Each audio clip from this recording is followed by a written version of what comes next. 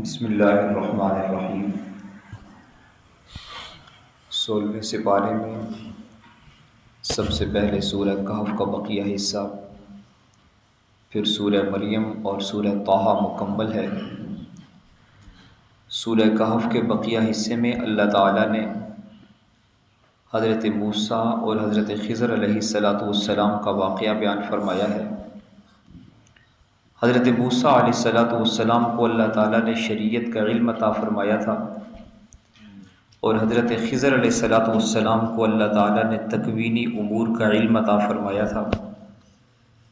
حضرت موسیٰ علیہ السلام کو اللہ کی طرف سے جب یہ اطلاع ہوئی کہ سمندر کے کنارے ایک ایسے صاحب رہتے ہیں جن کے پاس ایسا علم ہے جو آپ کے پاس نہیں ہے، تو آپ ان کی تلاش میں چل پڑے۔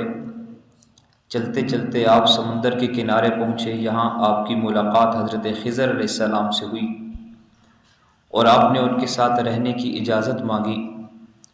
انہوں نے اس شرط کے ساتھ اجازت دی کہ آپ کوئی سوال نہیں کریں گے۔ پھر 3 عجیب واقعات پیش آئے۔ پہلے واقعے میں حضرت خضر علیہ السلام نے اس کشتی کے تختے کو توڑ ڈالا جس کے مالکان نے انہیں کرایہ لیے بغیر بٹھا لیا تھا۔ دوسرے واقعے میں ایک معصوم بچے کو قتل کر دیا۔ تیسرے واقعے میں ایک ایسے گاؤں میں گرتی ہوئی بوسیدہ دیوار کی تعمیر شروع کر دی جس گاؤں والوں نے انہیں کھانا تک کھلانے سے انکار کر دیا تھا۔ حضرت موسیٰ علیہ السلام تینوں مواقع پر خاموش نہ رہ سکے اور پوچھ بیٹھے کہ آپ نے ایسا کیوں کیا۔ تیسرے سوال کے بعد حضرت خضر علیہ السلام نے جدائی کا اعلان کر دیا کہ آپ میرے ساتھ نہیں چل سکتے۔ البتہ تینوں واقعات کی اصل حقیقت انہوں نے آپ کے سامنے بیان فرمائی۔ کشتی کا تختہ اس لیے توڑ ڈالا تھا کہ آگے ایک ظالم بادشاہ کے کارندے کھڑے تھے جو ہر سالم اور نئی کشتی زبردستی چھین رہے تھے، اور جب میں نے اسے عیبدار کر دیا تو حکم الہی سے یہ اس ظالم کے قبضے میں جانے سے بچ گئی۔ یوں ان غریبوں کا ذریعہ معاش محفوظ رہا۔ بچے کو اس لیے قتل کیا کہ والدین کے لیے یہ بڑا ہو کر بہت بڑا فتنہ بننا تھا اس نے، جس کی وجہ سے ممکن تھا کہ وہ انہیں کفر کی نجاست میں مبتلا کر دیتا۔ اس لیے اللہ نے والدین کے ایمان کو سلامت رکھنے کے لیے اسے مارنے کا اور اس کے بدلے میں انہیں باکردار اور محبت اور اطاعت کرنے والی اولاد دینے کا فیصلہ فرمایا، تو میں نے اسے قتل کیا۔ گرتی ہوئی دیوار کو اس لیے تعمیر کیا کہ وہ 2 یتیم بچوں کی ملکیت تھی اور ان کے والد اللہ تعالیٰ کے نیک بندے تھے۔ دیوار کے نیچے ان کا خزانہ پوشیدہ تھا۔ اگر وہ دیوار گر جاتی تو لوگ خزانہ لوٹ لیتے اور نیک باپ کے یہ 2 یتیم بچے اس خزانے سے محروم ہو جاتے۔ ہم نے اس دیوار کو تعمیر کر دیا تاکہ جوان ہونے کے بعد وہ اس خزانے کو نکال کر اپنے کام میں لا سکیں۔ اس کے بعد اللہ تعالیٰ نے ذوالقرنین کا واقعہ بیان فرمایا ہے 16ویں سپارے کے بالکل آغاز میں۔ ذوالقرنین ایک زبردست وسائل والا بادشاہ گزرا، اور دوران سفر وہ ایک ایسی قوم پر گزرا کہ جس قوم کے لوگوں نے اس سے درخواست کی کہ آپ کو اللہ تعالیٰ نے بڑی بادشاہت عطا فرمائی ہے، ہم ایک ایسی قوم سے بڑے تنگ ہیں جو روزانہ آتے ہیں اور آ کر بڑا فساد کرتے ہیں۔ اس نے پوچھا کون ہے، تو بتایا گیا کہ یہ یاجوج اور ماجوج ہے۔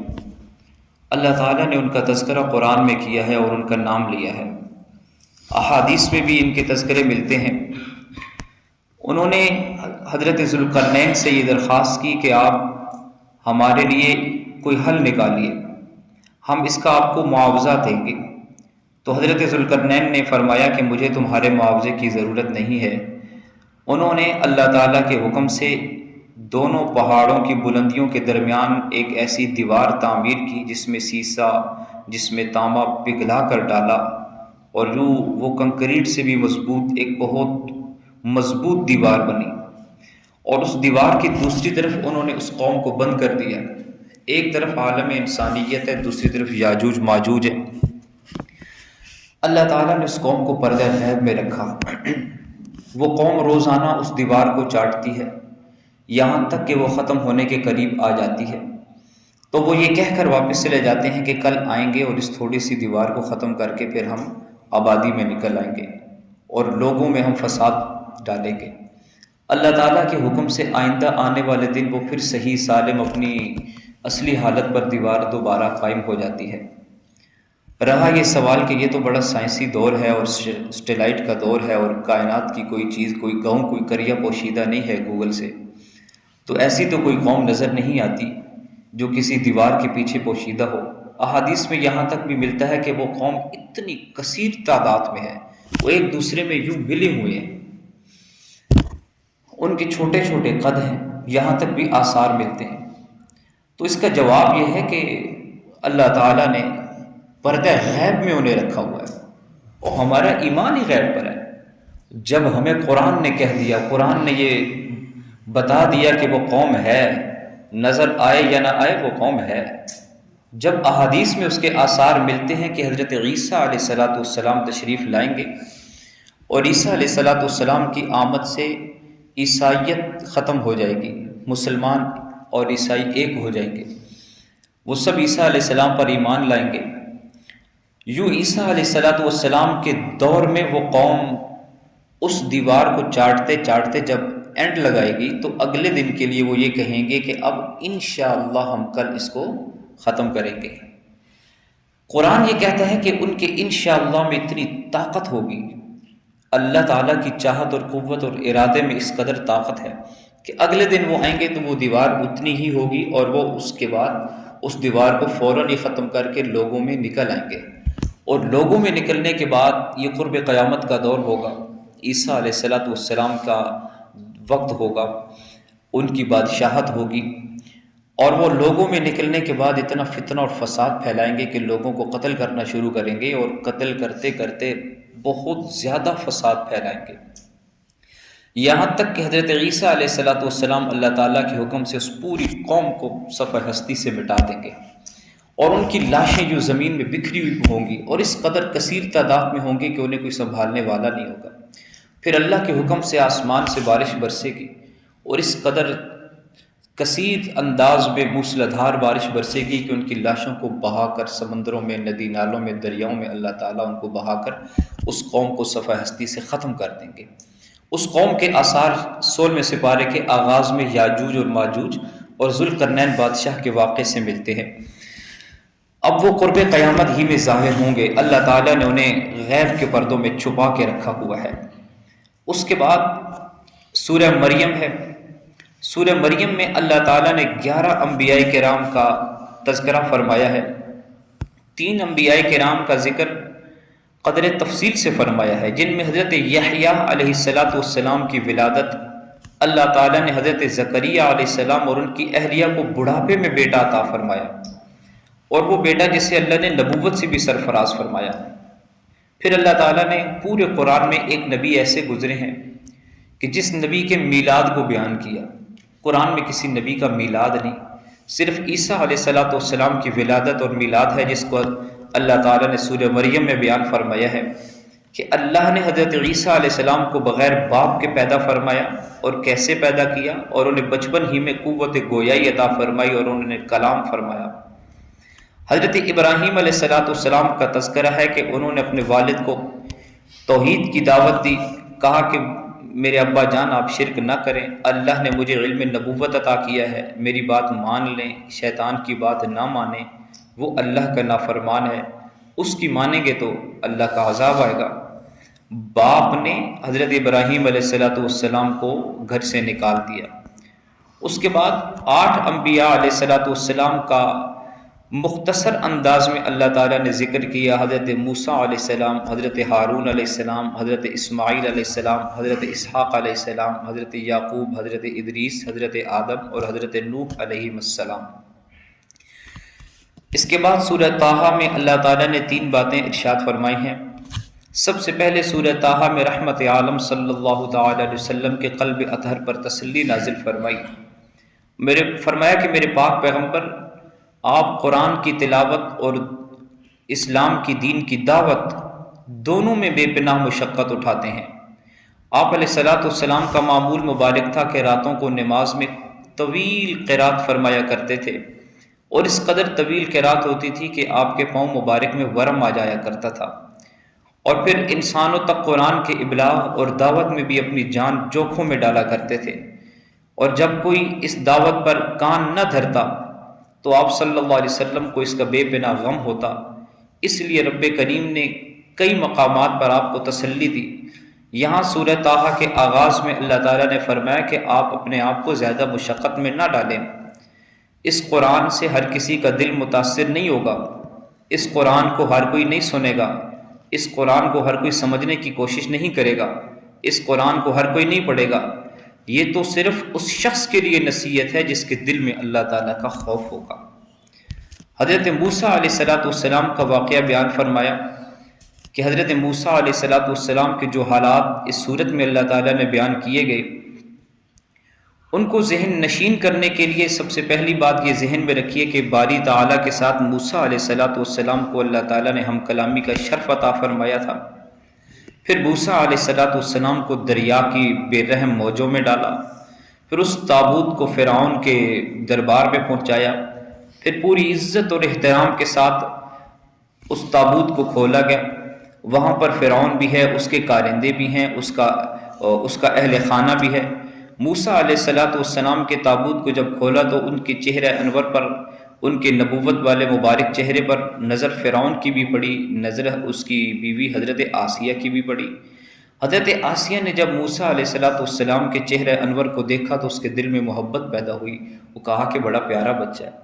اور فرعون نے دیکھا تو اس کے دل میں غصہ آیا، اس نے کہا کہ میں تو بچوں کو قتل کرا رہا ہوں اور یہ میرے دربار میں اور میرے محل میں کہاں آ گیا۔ ایک نے اللہ کے نبی کے چہرے کو محبت سے دیکھا، اس محبت کی نگاہ پر اللہ تعالیٰ نے حضرت آسیہ علیہ السلام کو ایمان کی دولت عطا فرمائی، اور حضرت موسیٰ علیہ السلام کو اپنی حقیقی والدہ کی طرف پھر دوبارہ لوٹایا، اور آپ کے ہاتھوں سے ایک قبطی کا قتل ہوا، لیکن اللہ تعالیٰ کا آپ کو قصاص سے نجات دلانا اور آپ کا کئی سالوں تک مدین میں رہنا، یہ بھی اس صورت میں اللہ تعالیٰ نے تفصیل سے بیان فرمایا ہے۔ اللہ کی طرف سے آپ کو اور آپ کے بھائی حضرت ہارون علیہ السلام کو فرعون کے پاس جانے کا حکم ارشاد ہوا۔ فرعون اس کائنات کا ایسا بدبخت انسان گزرا ہے کہ جس نے اللہ تعالیٰ کی مقابلے میں ربوبیت اور الوہیت کا دعویٰ کیا تھا۔ اس نے کہا تھا انا ربکم الاعلی، میں سب سے بڑا رب ہوں۔ اور اتنا بڑا رب ہونے کا دعویٰ کرنے والا شخص، اللہ کا اتنا بڑا دشمن، اس کے پاس جب حضرت موسیٰ اور حضرت ہارون علیہ السلام کو جانے کا حکم دیا تو اللہ تعالیٰ نے فرمایا کہ میرے پاک پیغمبر فقولا لہ قولا لینا، نرمی سے بات کرنا، بات نرمی سے کرنا، اگرچہ میرا دشمن ہے بات نرمی سے کرنا، ہو سکتا ہے کہ آپ کی نرمی کی وجہ سے اس کے دل میں کوئی رغبت پیدا ہو اور وہ آپ کی نبوت کو مان لے۔ پھر یہ دونوں حضرات فرعون کے پاس آئے ہیں اور اس کو اسلام کی دعوت دی ہے۔ فرعون کے ساتھ موعظہ حسنہ کے اصول کے تحت مباحثہ ہوا ہے۔ فرعون نے ان کی دعوت کو قبول کرنے کے بجائے جادوگروں کو جمع کیا۔ حضرت موسیٰ علیہ السلام کو اللہ تعالیٰ نے فتح عطا فرمائی، جتنے جادوگر مقابلے میں آئے تھے ان سب کو ایمان کی دولت نصیب فرمائی۔ راتوں رات بنی اسرائیل کو لے کر اللہ کے نبی علیہ السلام مصر سے نکل رہے ہیں۔ فرعون مع لاؤ لشکر کے تعاقب میں ہے۔ اللہ تعالیٰ نے ایک لشکر کی قیادت فرعون کر رہا ہے اور ایک لشکر کی قیادت حضرت موسیٰ علیہ السلام کر رہے ہیں۔ موسیٰ علیہ السلام جن کی قیادت کر رہے ہیں وہ بھی کوئی پکے مسلمان نہیں ہیں، وہ بھی بنی اسرائیل ہیں، اور اللہ تعالیٰ نے ان کی بھی بڑی خرابیاں قرآن میں بیان فرمائی ہیں۔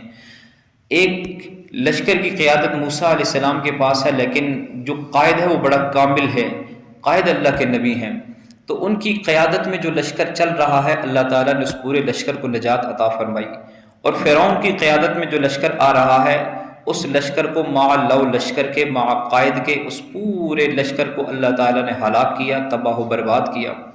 اللہ تعالیٰ کی نعمتوں کے مقابلے میں بنی اسرائیل کا ناشکرہ پن بھی بیان فرمایا ہے، اور اس سورہ مبارکہ میں اللہ تعالیٰ نے سامری کا بچڑا بنانا اور اسرائیلیوں کی ضلالت یہ بھی بیان فرمائی۔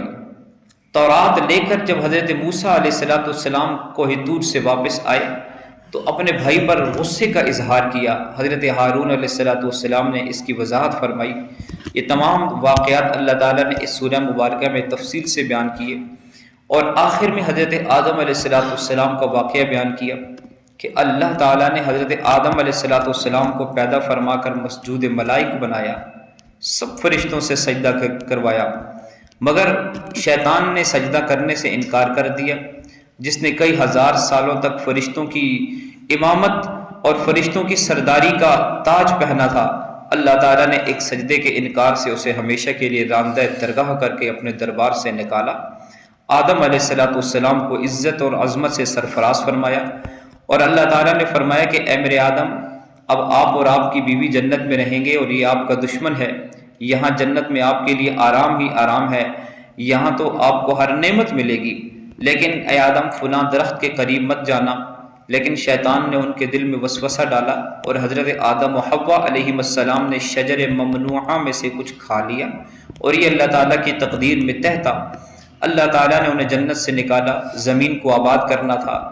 انہوں نے زمین پر آ کر اللہ تعالیٰ سے معافی مانگی، اللہ تعالیٰ نے انہیں معاف فرمایا، اور اس سپارے کے بالکل آخر میں اللہ تعالیٰ نے ارشاد فرمایا ہے کہ ہم نے قرآن کو اپنا ذکر اور اپنی نعمت بنا کر نازل کیا ہے۔ من اعرض عن ذکری فإن له معیشۃ ضنکا، جو شخص بھی ہمارے قرآن کو پس پشت ڈالے گا، اعراض کرے گا، سمجھنے کی کوشش نہیں کرے گا، ہم اسے پہلا عذاب تو یہ دے گے کہ اس کی دنیا کی روزی کو تنگ کر کے رکھ دیں گے، معیشت تنگ کر دیں گے، اربوں خربوں لاکھوں ہوں گے لیکن وہ روئے گا پھر بھی پورا نہیں ہوگا۔